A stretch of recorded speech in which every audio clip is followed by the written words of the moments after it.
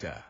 The state of Vermont wants to close down the only nuclear power plant in the state when its original operating license expires on March 21st.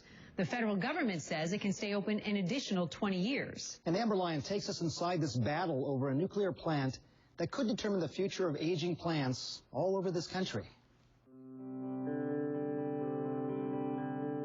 The Vermont Yankee nuclear plant is a test case for the fate of aging reactors all over the country.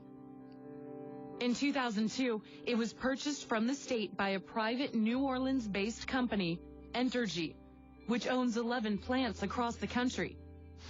As a condition of the sale, Entergy signed an agreement with the state saying they would not operate the plant past 2012 unless a state panel agreed. 4 years later, Vermont amended the agreement to give the legislature a say in whether the plant could stay open.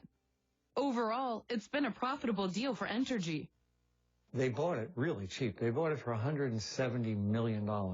A new plant costs $20 billion. So they bought it for 100 times less than a new plant would cost. And they can sell power at a rate that makes them on the order of either $500,000 to $1 million every day. But under Entergy's management, the plant was plagued with problems. I've had a lot of ex-employees contact me, and they're appalled at the way the plant is run.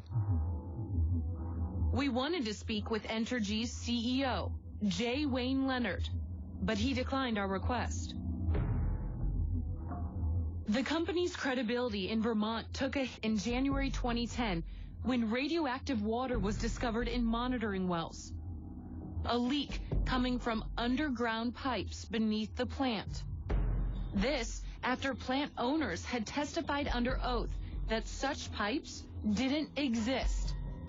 Entergy has since claimed to have fixed the problem. Come on, you want the utmost of credibility and integrity on the part of the operators of a nuclear power plant. Vermont's Attorney General, Bill Sorrell, was shocked to discover the pipes existed.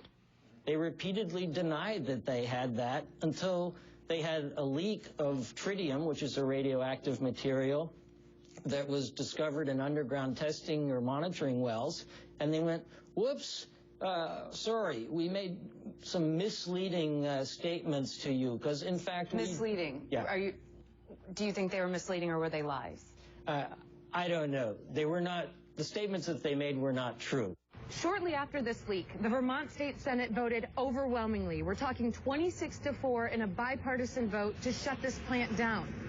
Entergy says that vote wasn't a part of their original agreement with the state, applied for, got a renewal of its license from the NRC, and then came back and sued Vermont to keep Vermont from ever shutting the plant down, despite the fact that the majority of residents want this plant out. Entergy's tried to have its cake and eat it too, if you will. They made promises to induce the state legislature, the Public Service Board, to give them permission to operate, to store more spent fuels, and then when the state exercised its authority under those agreements and under the law, and it didn't go Entergy's way, then Entergy backed out of the deals.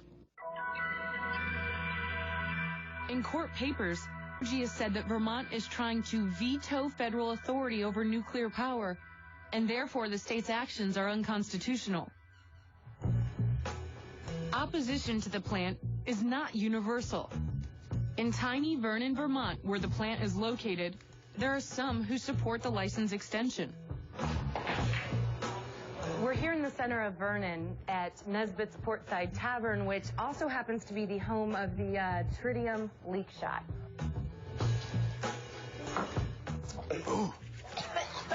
So can I have you raise your hands if you support the court ruling the Vermont Yankee can stay open?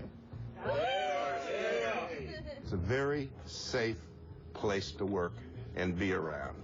If Vermont Yankee shut down, not only would we go out of business, it would have a major impact on the entire state of Vermont. Vermont Yankee's original operating license is set to expire on March 21st, and the future of this plant is uncertain. Most likely this case will go to the Supreme Court, and what happens there could determine the future of aging plants all across the country. And Amber Lyon joins us now. I have to say that is a really troubling report. There's so many plants like this. Where does that case stand now? Well, as of now, the state of Vermont lost round one. A judge ruled that this plant can stay open. Whether Vermont will appeal this is yet to be seen. But the state's also looking at creative ways that they can tax Entergy to keep this corporation from making a profit from the plant, which would then force it to shut down. And as we were saying, people all over the world, this comes up. People want it open because it's their livelihood as well. So it's that back and forth. Amber, thanks so much. Thank you. Thanks, Amber. Coming up next.